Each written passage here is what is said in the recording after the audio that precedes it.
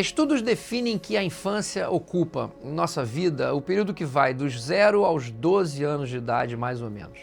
Claro que essa idade não é exata, mas nos serve como guia de planejamento como pais e mães atentos sobre o melhor para a educação dos nossos filhos. Então é mais ou menos assim. Até os 12 anos, o mundo dos nossos filhos é o nosso mundo. Ele vai onde vamos, ele come o que a gente come, somos a figura mais importante da vida deles em absolutamente todos os sentidos. Nenhum amigo, evento, brinquedo, lugar, nem a Disney, tá? Nada é mais importante do que nós, pais e mães. Mas aí eles crescem. E eles não pulam da infância para a fase adulta, cheios de maturidade, não. Mais ou menos dos 12, 13 aos 21 anos, o seu bebê vai em busca do mundo dele. E quando ele vai achar esse mundo de fato? Quando ele tiver maturidade para isso. E ele vai encontrar essa maturidade entre os 12 e os 21 anos? Não, muito provavelmente não. Isso não é um capricho, nem algo de um pai zeloso querendo proteger o filho. Está muito mais relacionado à neurociência, ou seja, é neurociência pura. O amadurecimento completo do cérebro só se dá a partir dos 24 anos. O nosso neocórtex, dentre tantas funções, vai nos ensinar a avaliar causa e consequência. Isso mesmo, somente com o amadurecimento do neocórtex é que nossos filhos começarão a ter a capacidade de avaliar os reais riscos de suas ações.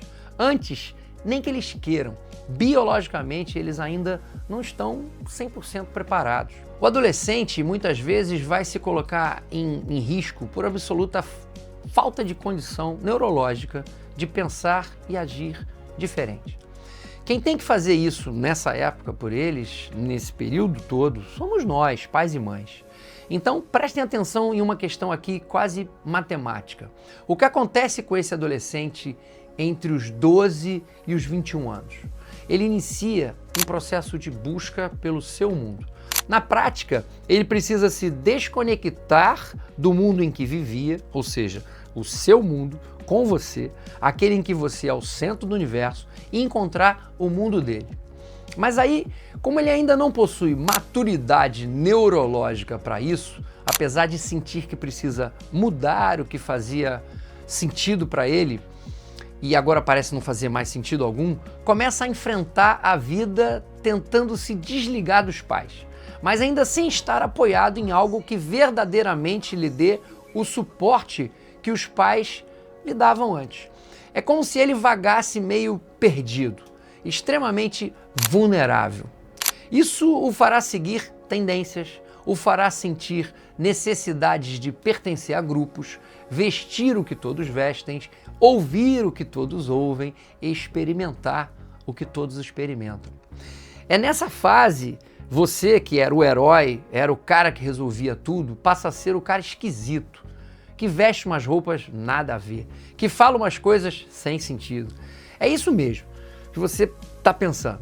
Se você acha o seu filho adolescente esquisito, pode ter certeza de que o seu filho também te acha super esquisito. Não quer mais beijo na frente dos amigos, não quer posar naquela foto de família, não quer que você deixe ele na porta da escola de carro, você não entende nada de moda. Afinal de contas, por que eu vou andar com esse cara esquisito? Como é que você faz então para não se perder do seu filho?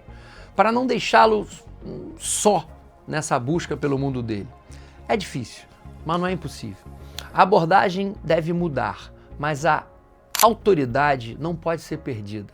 Há que se tomar cuidado com quem o filho se torna de repente, porque da criança fofa e parceira, ele pode até se tornar um manipulador das suas emoções, passando a fingir quem você deseja que ele seja para conseguir mais espaço para fazer o que sabe que você reprovaria.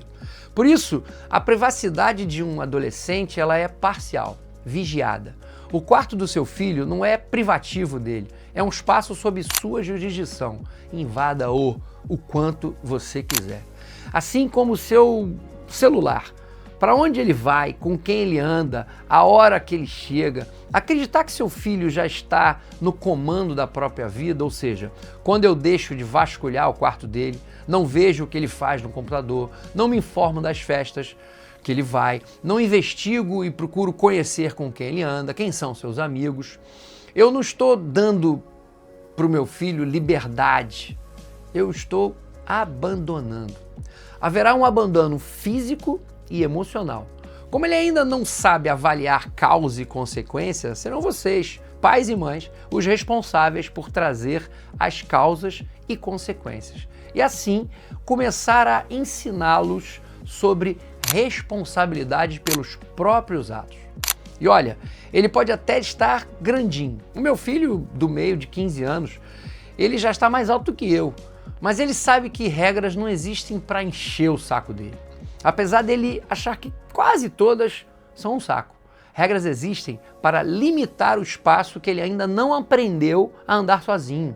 E se não cumprir, pode perder muito mais do que ganhou descumprindo. Assim é a vida. Ação e reação, causas e consequências, responsabilidade pelos próprios atos.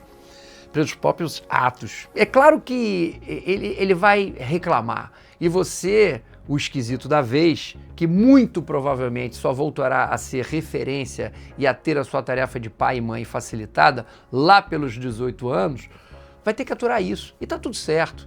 O que o seu filho não pode perder, não pode ter como premiação pela própria rebeldia, é a perda da autoridade que o guia.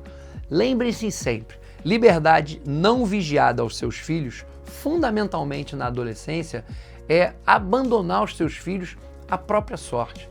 Justamente na fase em que estão vulneráveis, capazes de serem seduzidos a participar das maiores atrocidades, jogados a toda sorte de consequências. Vigiar seus filhos não é privá-los de viver, é seguir ensinando-os sobre a vida. Vigiar é educar, e educar é a maior prova de amor de um pai e de uma mãe.